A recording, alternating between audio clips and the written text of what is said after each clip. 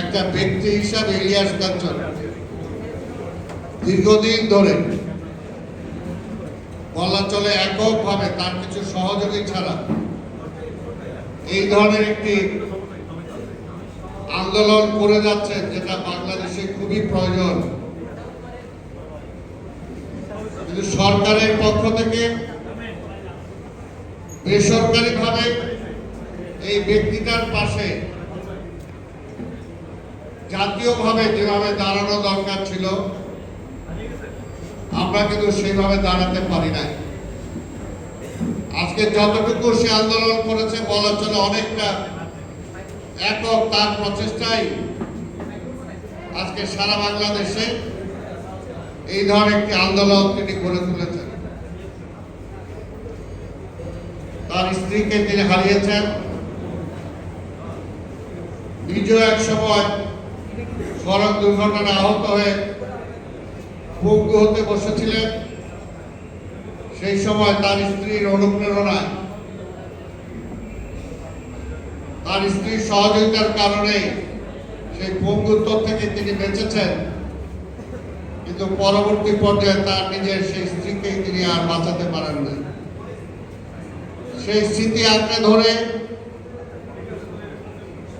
এই রাস্তাটাকে তিনি নিরাপদ করতে চেয়েছেন, কিন্তু এতগুলো বছর পরেও রাস্তাকে তিনি নিরাপদ করতে পারেন নাই। কারণ এই রাস্তা নিরাপদ করার জন্য যে সরকারের ব্যবস্থাপনা দরকার, এটা রাষ্ট্রের সামগ্রিকভাবে পরিকল্পনা ও চিন্তা করা দরকার। সরকারি ব্যবস্থাপনায় বা রাষ্ট্রীয় ব্যবস্থাপনায় সেই চিন্তা তো আসে নাই। উপরন্ত আমরা দেখেছি রাষ্ট্রের বিভিন্ন মন্ত্রীরা ইলিয়াস কাঞ্চনকে বিদ্রুপ করেছেন, অনেকে অনেক সমালোচনা করেছেন। এটা আসলে খুবই লজ্জার ব্যাপার। একটা দেশ যদি নিরাপদ করতে হয়, তাহলে যেমনি ভাবে রাজনৈতিক নিরাপত্তার জন্য একটি সরকারি নিরাপত্তা ব্যবস্থা প্রয়োজন, ঠিক সম্পূর্ণভাবে রাষ্ট্রটা যদি মানুষের জন্য নিরাপদ করতে হয়, তাহলে প্রত্যেকটা অঙ্গকে নিরাপদ করতে হবে। গত সরকারের আমলে আমরা বলেছি ফ্যাসিবাদ বিদায় হয়েছে। এই সড়ক দুর্ঘটনায় প্রতিদিন যত মানুষ মারা গিয়েছে, একটা আন্দোলনও এরকম এত মানুষ মারা যায় না। কিন্তু সেই ব্যাপারে কিন্তু আমরা সরকারের কোনো দৃষ্টি দেখি নাই। সেটাকে কিভাবে সংশোধন করা যায় সেটাও দেখি নাই।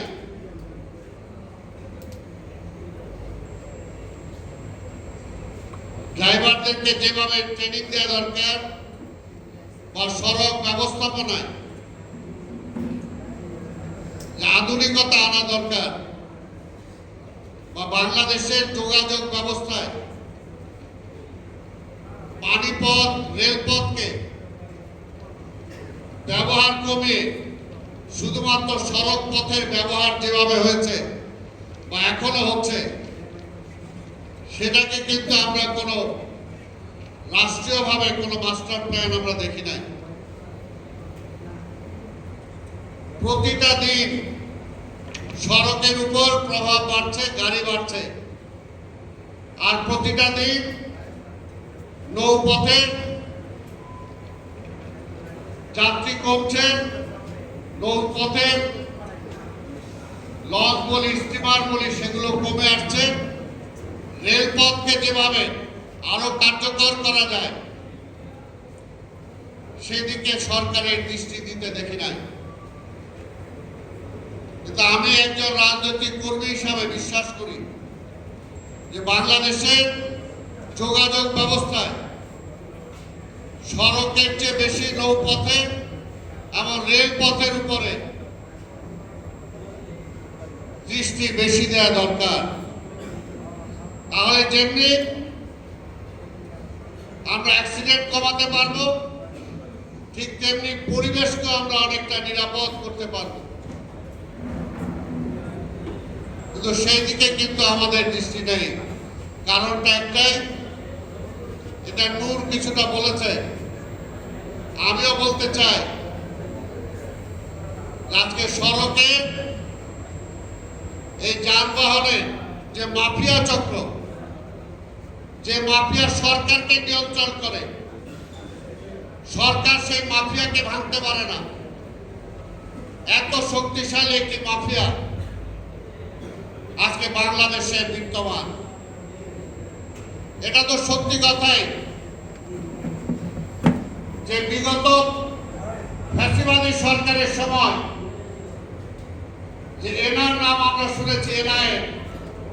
আমি সেই সময় পল্টনে জনসভায় বলেছিলাম যে আন্দোলনের সময় সকল বাস বন্ধ করে দিল। সেই সময় বললাম যে আপনার সরকার যখন থাকবে না তখন কি আপনার বাস চলবে না? কিন্তু আওয়ামী লীগ নাই, কিন্তু তার বাস কিন্তু ঠিকই চলছে। নূর এখানে বলল, আমাদের দলের কথা উল্লেখ করে বলল, বিএনপির কথা। আমি বললাম বিএনপি তো ক্ষমতায় নাই, বিএনপির কথা আসবে কেন? যদি কেউ অপরাধ করে ধরেন, এই সরকার ধরে না কেন?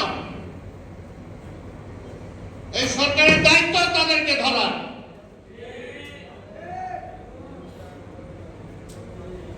বিএনপি তো বলে দেয় নাই যুবক অপরাধ করবে তাহলে ধরা যাবে না।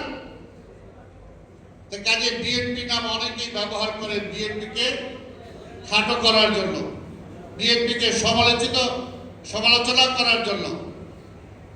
সরকারের দায়িত্ব সরকার পালন করলেই হয়। যে যেখানে অপরাধ করবে তাকে আইনের আওতায় দিবে। এখন পর্যন্ত কেন আজকে এই সড়ক পরিবহনের সিন্ডিকেট কেন ভাঙা হচ্ছে না? কেন? যদি চাঁদাবাজি হয় তাহলে সে চাঁদাবাজদের ধরেন। ধরার দায়িত্ব পুলিশের, ধরার দায়িত্ব সরকারের, ধরার দায়িত্ব সরকারের ম্যাজিস্ট্রেটদের। এটা তো বিএনপি যায় ধরবে না। এই কথাগুলো কিন্তু আমাদের মনে রাখা দরকার।